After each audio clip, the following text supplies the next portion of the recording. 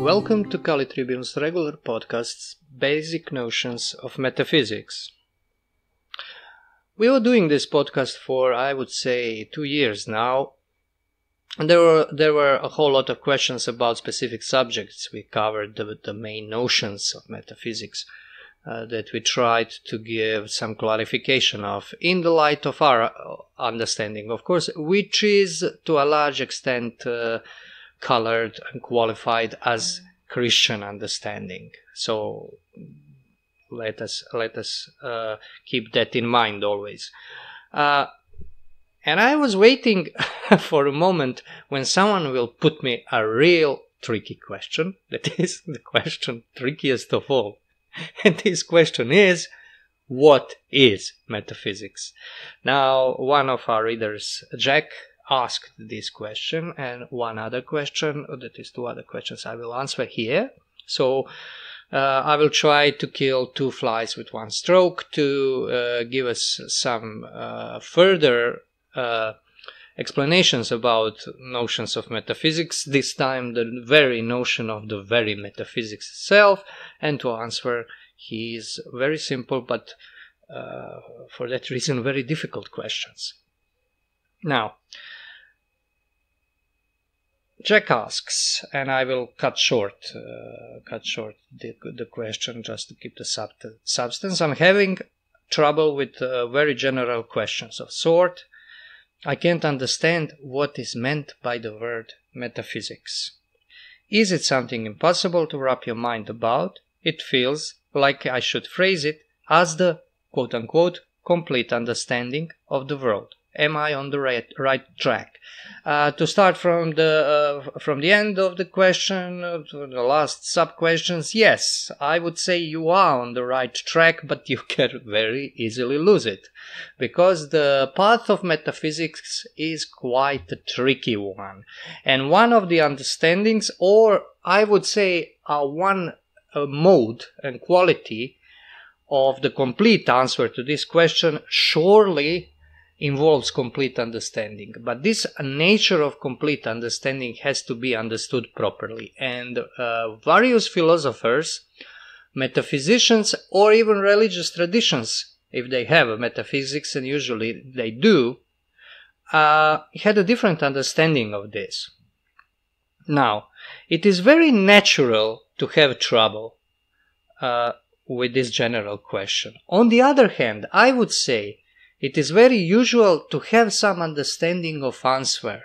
It is not only usual, I think, and I would posit that it is natural. Ask yourselves, when somebody say metaphysics to you, or metaphysical answer, or metaphysical being, or metaphysical something, I bet you dime to $1 that every one of you has some pre-understanding of this. Same as we have pre-understanding of being.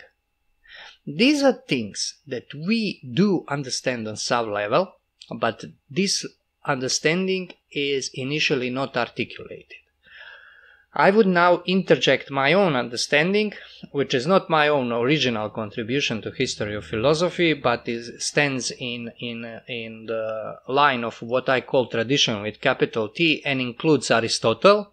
It includes Platonism, especially Neoplatonism, includes Christian metaphysics, and to some extent Christian theology. But we don't indulge in Christian theology here, because it is really not a separate subject in the sense that it has no connection to philosophy, but it is a rather different thing, something much higher, and it's very dangerous to confuse the two, which more often than not happens and happen to much wiser men than I am. Now, this understanding is that we think before we think that we think. This means that all our knowledge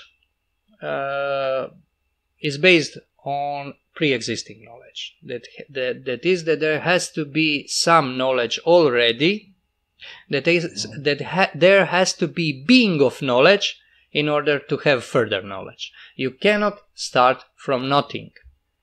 You can try, as for instance, a great enemy of metaphysics tried, David Hume, and say that all knowledge is a belief, that is to say, belief not in the sense of faith, as in Christianity, but custom, that is to say, inscribing, passive inscription of sense data on the, let's say, organic organ of intellectual activity, that is brain, that then gives us a customary answer to a question: what's going on, as Marvin Gaye would say, what's happening, what's occurring, what's the contingent situation. So causes and effects, when we know causes and effects, and thereby draw from them the so-called laws of nature, this is the matter of acquiring a certain quantity of knowledge, then we transmute, so to speak, into qualitative knowledge of general laws and principles, to put it as simply as I can here. This I consider an impossibility. I'm not the only one who consider it. A lot of philosophers who had detrimental effect on influence on metaphysics also thought in this way, but with a different spin. I mean this in a quite traditional, medieval and ancient kind of thinking, and this idea that all knowledge is based on pre-existing knowledge, and this in fact comes from Aristotle, more precisely from Posteria Analytica, second analytics. That's what we would now call his let's say metaphysics of knowledge. There are two analytics. The prior analytics is devoted to explanation of what is syllogism, and the second analytics is to a large extent about these principles of knowledge, of first acts of knowledge, so to speak. This thinking before you think that you think is an expression of being, of knowledge, and being is, in a sense, a thing, let's say, that metaphysics revolves around, that metaphysical thinking revolves around. To give, to explain it, I would say that thinking and being are congenial in this sense, because in order to think, there has to be a prior thinking. In order to know, there has to be a prior knowledge.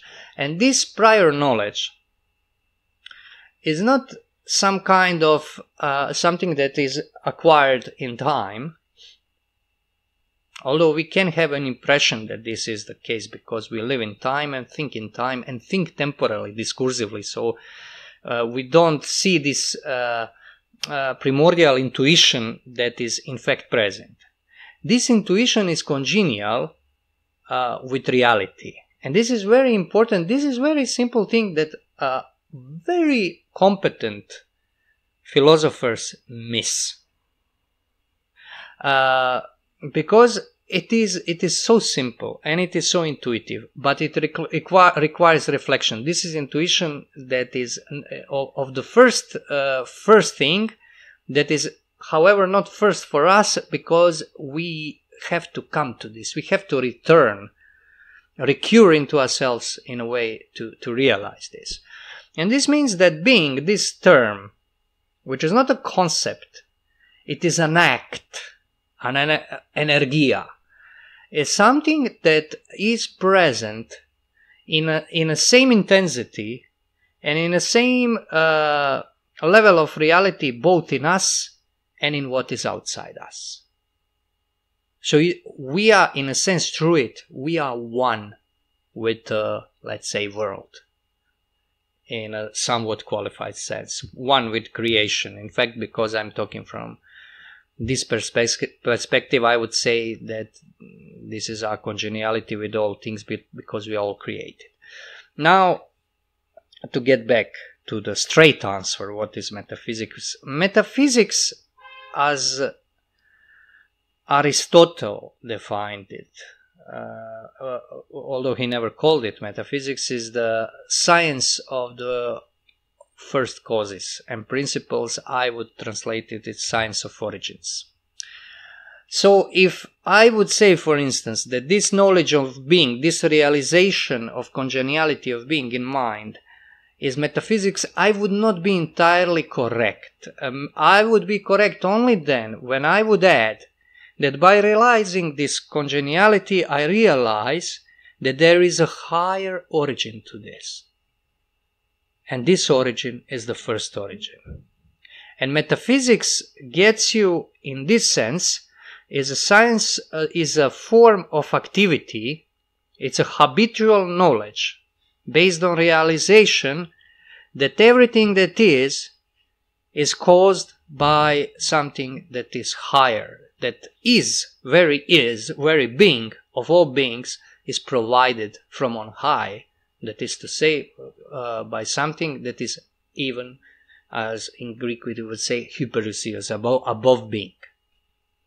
This is what I would call metaphysics, and this is habitual knowledge.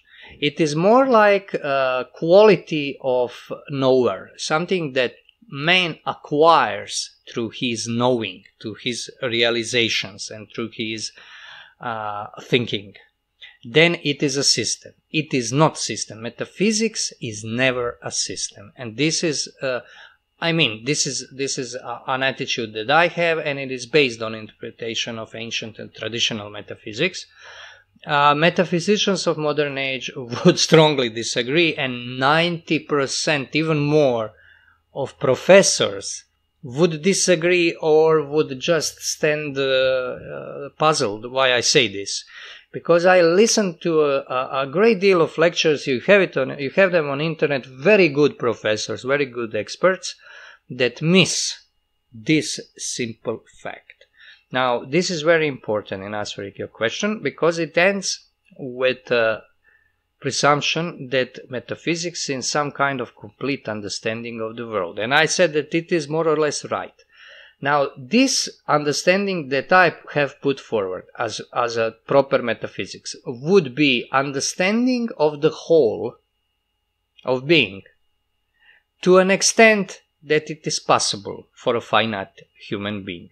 And it is based on realization of the existence of original cause or creator of being, of original of the first that is above being itself.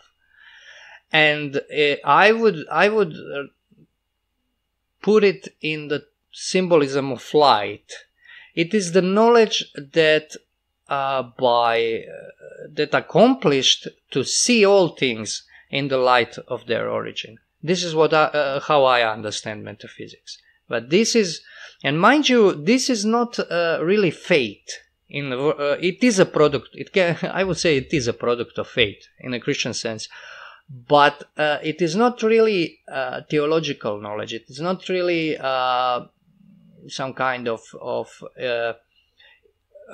religious illumination through prayer. It's something different. It is a science, but it is a science in a traditional sense, where science is a quality of the soul. It's a habitus. It's something. It's a knowledge you possess as person, and this is very important because today we forget this. For instance, today we understand knowledge more like a system of correct. Let's say correct inferences. But this is not knowledge in an original sense. It is, of course, yielding correct inferences if it is a true knowledge. But the very center of it and the origin of it is in the person and a relationship of person with subject of his or her inquiry. More often than not he than she. Him than her, I'm sorry. So I would say you are on the right track with this, but you have to delineate. Now I'll give you what I consider false idea of the complete understanding. I think the best summing up of the false idea is Hegel's philosophy, although I do admire Hegel, and this is very typical for philosophy. Please understand, criticizing a great philosopher, a philosopher who managed to acquire greatness even if his mistakes, is a praise in a way. I respect a lot in Hegel. We have I would say, love-hate relationship. But Hegel's wrong-headedness is monumentally ingenious, and it is monumentally wrong-headed. Because this knowledge, complete understanding, he understood as the real total knowledge. Now, what would this entail? Well, for Hegel, it would entail ability to construct a system, that is to say, better to say, to let the system spring out from your thinking, based on direct intuition, intellectual intuition, intellektuelle Anschauung in German, of the first cause and origin. Something that I just said that traditionally was off the limits. It was not off the limits in the sense that you cannot affirm reality of it. It was off the limit in the sense that you can presume that you can pick its mind. That you can somehow, by your own efforts as a human being, conjecture and lay out the mind of God. This is something that Hegel, I think most Hegel experts would agree with my general statement that this is what Hegel tried to do. With some spectacular failings and some spectacular successes. He was very subtle, very difficult, very insightful man, but in principle, he was as wrong as you can be about this. I made this, and the reasons why this is so is numerous. He is the paradigmatic philosopher of modernity, and he was very aware of this, and he considered modernity the proper horizon of thinking that accomplishes, fulfills the ancient medieval world and so on, the history itself. And he considered this a Christian notion because he was well aware that Christianity is based on new age, new ion, the future ion of resurrection, or of the age of the kingship of Christ, or the age of regeneration of the world. And on Hegel's example is very good to see, to realize that revelation is no joke, and that when you go and try to construct the metaphysics of revelation and go into prophesizing mode, something that is for some reason very dear to Protestants, and Hegel was a Lutheran, quite traditional Protestant, if it is not a contradictio in adjecto, and he made this overstepping of the bounds, and now we still have his influence in a negative sense through things like communism, Marxism, and so on, because they just, when he died, they just flipped his philosophy around to something that is quite detrimental. So this would be, for instance, what Hegel thought he could have is to have system. And if you want to have system, you have to somehow be in the center of that system. That is, you have to have this unifying principle, what makes things one. What makes, for instance, mind and being congenial and one in a certain sense, must be transparent to you. Because you cannot systematize in another way. Otherwise, you cannot make a system. So, for instance, when I say that you cannot make system of metaphysics, this means that first principle exists, that you affirm it, that you see it as illumination, you see its acts, its energy in everything, but you don't see it itself. You cannot kind of like lay it out, explain, here it is, show it. You cannot. You cannot identify yourself with it. Because the thing is, in metaphysics, one other thing, very important, is that mind identifies with what it thinks. And this is one very important principle, and something that is, I think, present in all real metaphysics, or even all metaphysics, if it has something real in itself. And all metaphysics has something real in itself, no matter how deviant it is. this means that, as I said on the example of the congeniality of being an intellect, that they are identified in a sense. So when you think, you are. When you are, you think. And the things are, in a certain mode, the same way as you are when you think. Thinking and being, what nowadays is called consciousness, but thinking is not consciousness. I will not go into this, but consciousness is something else.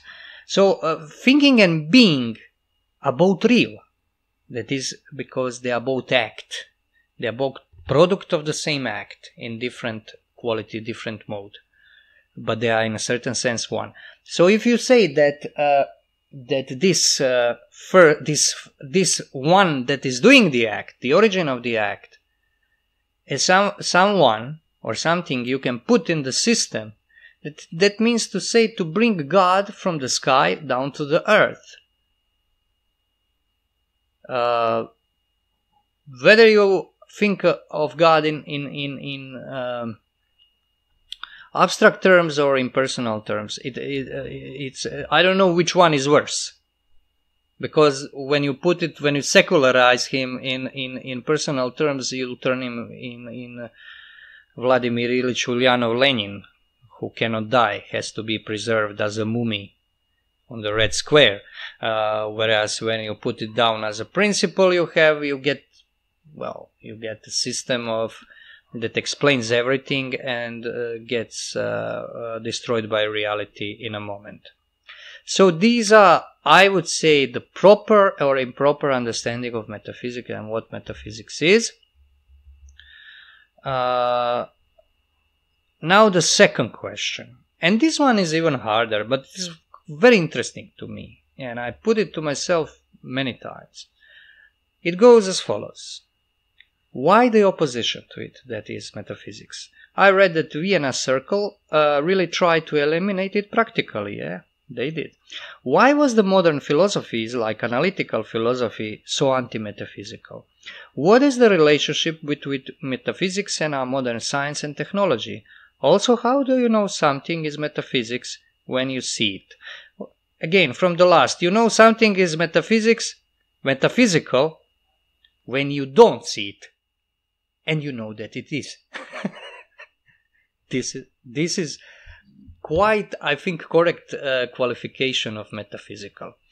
Well, guys like Vienna Circle, like Rudolf Carnap, Maurice Schlick, and later, not later, but at the same time, Bertrand Russell, even in Germany, Gottlob Frege, and then in Vienna and Cambridge, Ludwig Wittgenstein, and Karl Popper. The problem with these people was that they couldn't affirm and accept existence of invisible. This is the most simple answer I can give as a kind of introductory remark, and it is most important because I'll resolve everything back into it. I think this is the reason. Invisible, that is, when I say something is invisible, this means something is not sensual, it is not object of sense and experience, yet it is, nevertheless. To give example of this, there are a lot of examples, and we talked about it on Kali Tribune, because when you talk about notions, basic notions of metaphysics, you are talking about exactly about these invisible. Somebody just asked me a question. Also, I saw it in comments about is time transcendental in Thomas Aquinas or scholastics? No, it's not transcendental. But I understand, I believe I understand motive for questions, because time is not a sensual object. It's not present to senses. Yet when you have to use it. When you say time is, you already missed it. But you cannot say that it is not. This is seemingly paradox. It's not paradox. It's paradox only in the sense if you think that time has to be, that all knowledge has to be presence, that it has to be sensually observable, presence from which you can abstract something, abstract in the sense constructing concepts, not of conceiving, act of conceiving, which was in traditional, actually in traditional metaphysics. So this is something they didn't believe in, that is to say, they couldn't accept the reality of, I think. And the other reason is that metaphysics understood as science in a modern sense, and this is something that Kant tried. Kant said that it cannot be science, but Hegel and other German idealists tried to construct this absolute science in the modern sense, metaphysics as science in modern sense. These guys saw it as impossibility, and to be honest, it is an impossibility.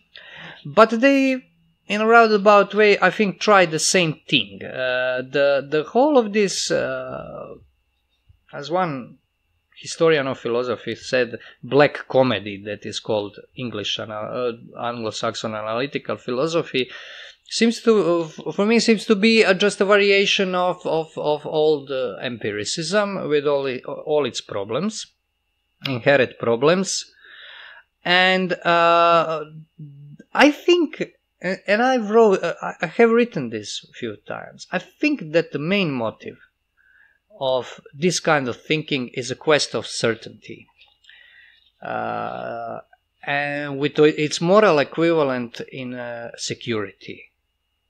Because this philosophy is, when you strip it of it, sometimes fancy terminology, is materialism. It's an attempt to retain materialistic metaphysics, because make no mistake about it, materialism is also a form of metaphysics, I would say, bad metaphysics, inverted metaphysics, that takes matter as the principle out of which you explain everything else. Because, as I think I made clear, but I repeated, metaphysics is always a twofold relation between origin and what is originated.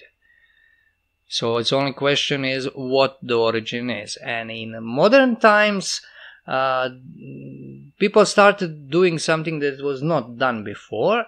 That is to say, they would project one thing from this world they considered to express the perfection of all beings, and called it the principle. This is something that is in history of philosophy called ontotheology, where you deify practically something that is originally not God. Heidegger was a great opponent of this, but Heidegger projected this on all philosophy before him, and that only him and maybe pre-Socratics were free of this, and this is complete nonsense. I talked about this a lot, so I won't repeat myself. For instance, Thomas Aquinas explicitly not indulging in ontotheology by metaphysics, rather theontology, which is a proper relationship of terms, I would say. Anyway, in analyticians and Vienna circle, I think that those people were motivated by fear. I really think so. And the fear was the fear of unknown, and of knowledge that cannot have foundation in human labor. Because whether you take metaphysics in a proper sense, or whether you take it in an inverted sense, that is to say, whether you see principle as above you or below you, you are not the one who is creating anything. That is to say, you are the one who is answering the call, as it were, of something that is higher or lower than you. In a modern age, I would say this lower came to prominence. So I wouldn't call modern metaphysics what Heidegger does. He would never call it metaphysics, and he's right. I would call it infraphysics. Because it's something that deals with what is below the beings visible, below the visible, not above, but below the visible. I think that these people were scared of this.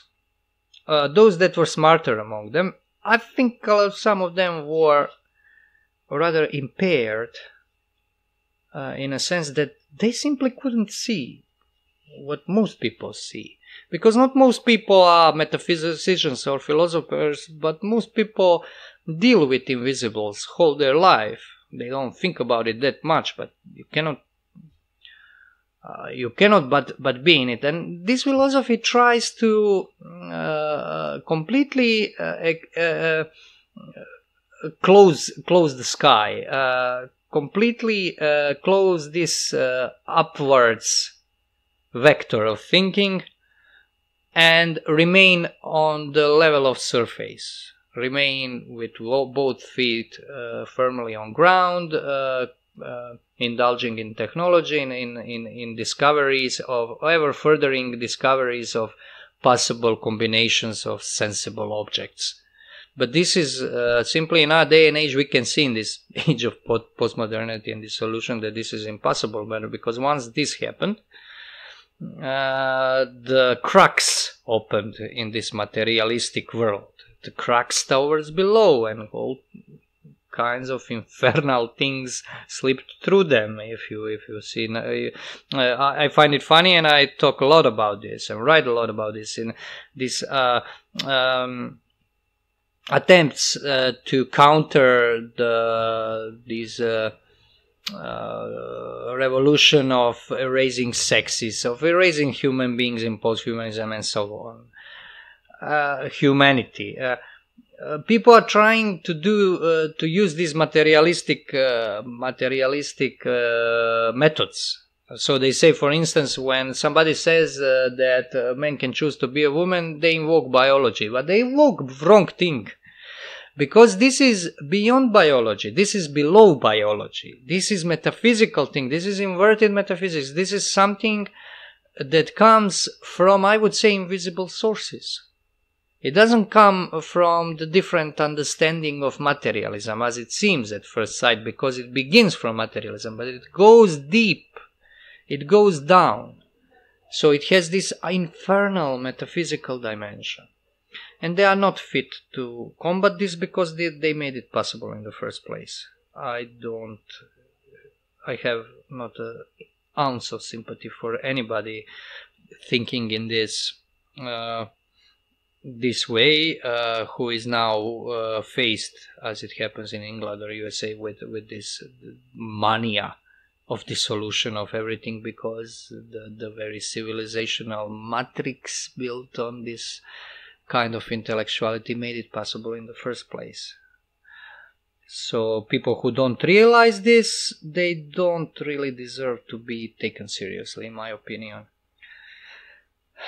Okay, so modern science, and what is the relationship between metaphysics and modern sciences and technology? Well, you have a metaphysics of modern science and technology. It's posthumanism, because it is an attempt to model a man on paradigm, that is to say, on the image of his knowledge.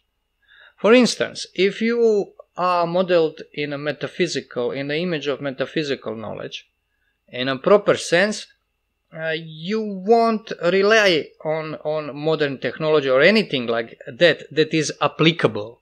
That will never be the first thing you are looking for, because your intention will be, intention of your knowledge, that is to say, logos of your knowledge, would be resolution into origin. You will always be kind of like moving backwards, going home, so to speak, into center, returning to center, and then perhaps from the center you build things like technology and so on. But there would never be thing with technology is it is not a tool. I will quote J.R.R. Tolkien on this. He was very insightful man. People don't read his letters and essays, not essays, but letters to his son when he talks about his worldview. Very insightful man. He said, technology is not a tool, it's an expression, excuse me, or materialization of desire.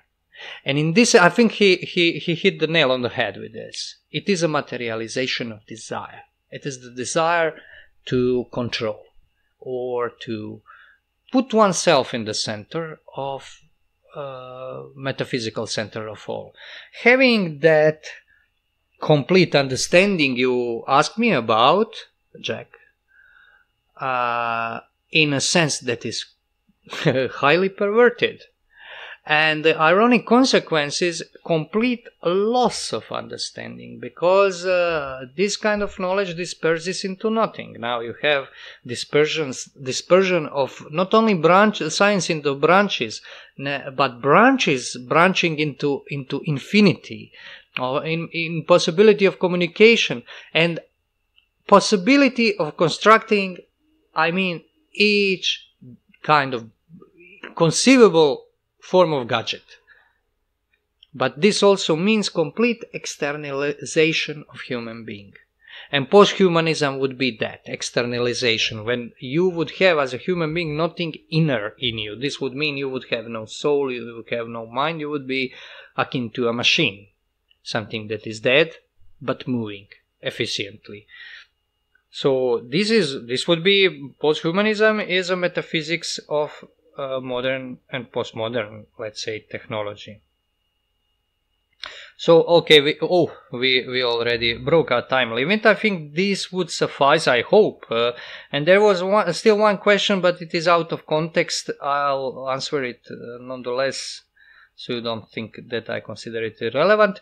About the Conspiracy of Enlightenment series. Will I ever finish it? I'm not sure. I'm not sure, because I kind of put aside that conspiratorial research. That's a very tricky subject, and although I do have respect for Abbe Baril, and I think he was slandered, especially by Umberto Eco in his pop culture books on intellectual history of ideas. The thing is, it is very difficult. This is the last part of that 4-volume book of his. It is about Illuminati. It's very, very difficult thing to pull off properly. And I would, if I would be doing this, I would do the whole thing all over again. Give it some kind of digest. Maybe I'll do that of all 4 parts. Because this is analysis of Illuminati documents and all kinds of shenanigans that were happening at the time before French Revolution in Germany, of their infiltration of Freemasonry. Then you have to take into consideration the critics of Baruel. This is a huge work to put it to do it properly. I am not sure am I able to do it, because I'm not historian by profession. This requires really a historian. As for your question, I quote, do you have any ideas where from the internet it first started? That is to say, the idea of Illuminism conspiracy. It came, as far as I know, from the joke by Robert Anton Wilson, American, I don't know, acid freak, whatever, something like that. But I will tell you in conclusion just one thing about Illuminati. I watched, in London, I think last week, David Icke and other loony beans were having this some kind of demonstrations, or he was giving a speech completely laying out these delusions of his as reality, with absolutely not a milligram of doubt in himself. And at one point he started screaming, no authority, no authority, no authority. If you want to have the essence of Illuminati, of Weishaupt Illuminism, because there is other kinds of Illuminism that are even opposite of Illuminati in Masonic lodges of that age. This is Illuminism.